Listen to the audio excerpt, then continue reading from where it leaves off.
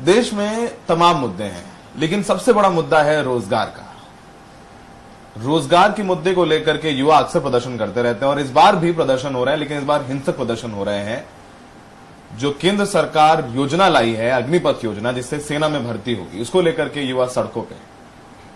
4 साल का टेन्योर होगा और 21 साल में रिटायरमेंट। पहले साल के लिए 2 साल का रिलैक्सेशन दिया गया है, लेकिन युवा नाराज है। उनको लग रहा है कि उनके साथ ये धोखा हो गया, न पेंशन होगी न मेडिकल सुविधा होगी।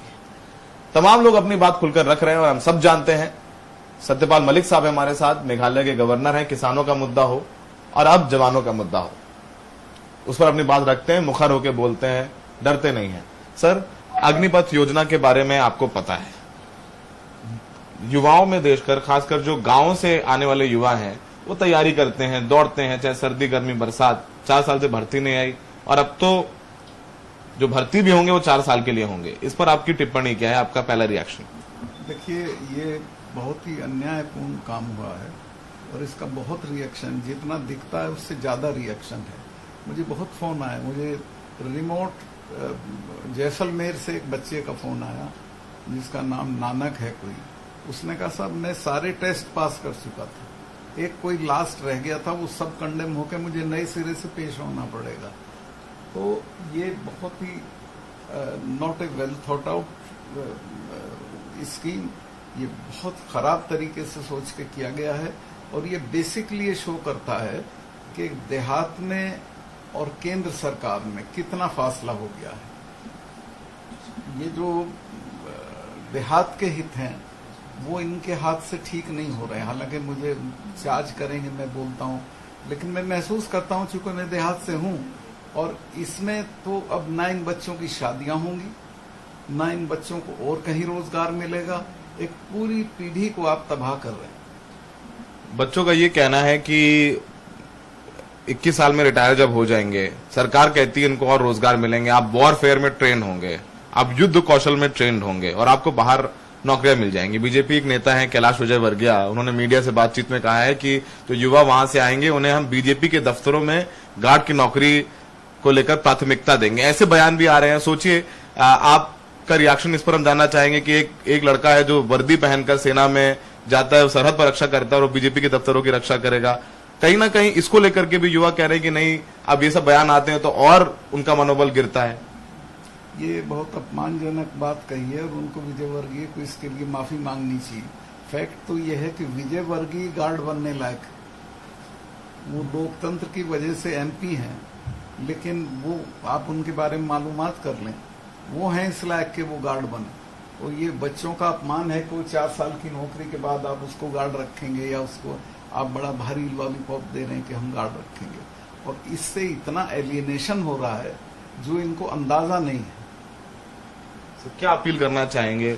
आपने किसान आंदोलन ने भी बोला है, क्या अपील करना चाहेंगे? करूंगा, सबसे पहले मैं बच्चों से अपील करूंगा कि किसी भी कीमत पे कोई वायलेंस ना करें, सरकारी प्रॉपर्टी का या प्राइवेट प्रॉपर्टी का कोई नुकसान ना करें, लेकिन पूरी एकता और ताकत के साथ संघर्ष करें। और मैं श्योर हूं अगर मिल के लड़के लड़ेंगे तो सरकार को इस पे वापस आना पड़ेगा और आना चाहिए।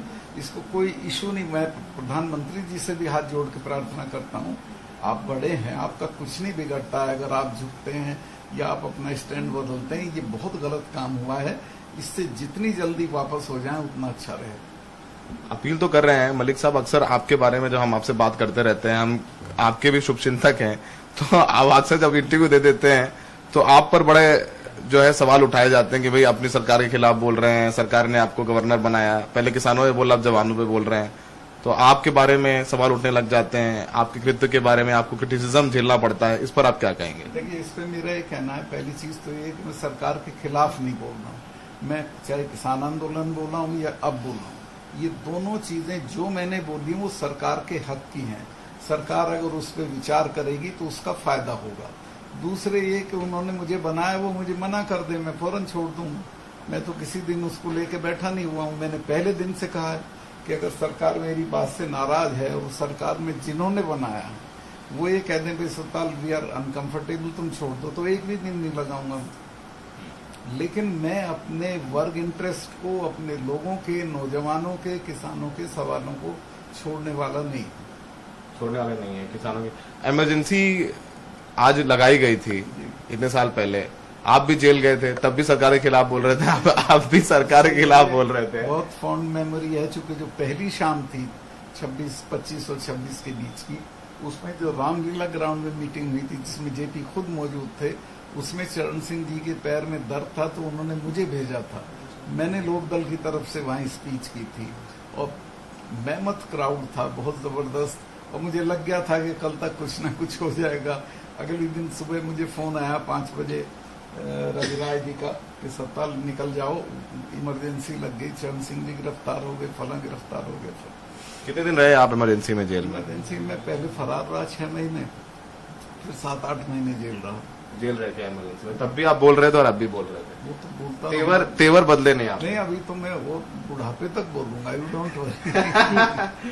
तो मलिक साहब अपने चिर परिचित अंदाज में, उनका कहना है कि ये जो अग्निपथ योजना है वो बताती है और दिखाती है कि सरकार और गांव के बीच फासला बढ़ता जा रहा है। सरकार को पता नहीं है कि गांव में लोगों की जरूरतें क्या हैं, उनकी इच्छाएं क्या हैं और वहां का युवा क्या सोच रहा है। उनका कहना है कि इस योजना को सरकार को वापस लेना चाहिए। प्रधानमंत्री से अपील भी कर रहे हैं और युवाओं से ये अपील कर रहे हैं कि वो हिंसा ना करें।